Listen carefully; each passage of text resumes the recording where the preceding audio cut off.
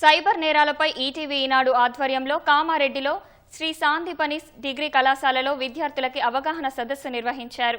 Cyber hacking, digital arrest, investment fraud via social media, fake jobs, job fraud via online job portals తదితర అంశాలపై అవగాహన కల్పించారు.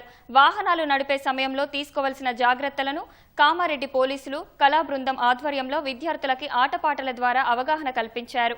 ఈ కార్యక్రమానికి డి4 సిఐ శ్రీధర్, శ్రీ సాందీపని కళాశాల కరస్పాండెంట్ బాలాజీ, పలువురు పోలీసు అధికారులు, విద్యార్థులు పెద్ద సంఖ్యలో హాజరయ్యారు.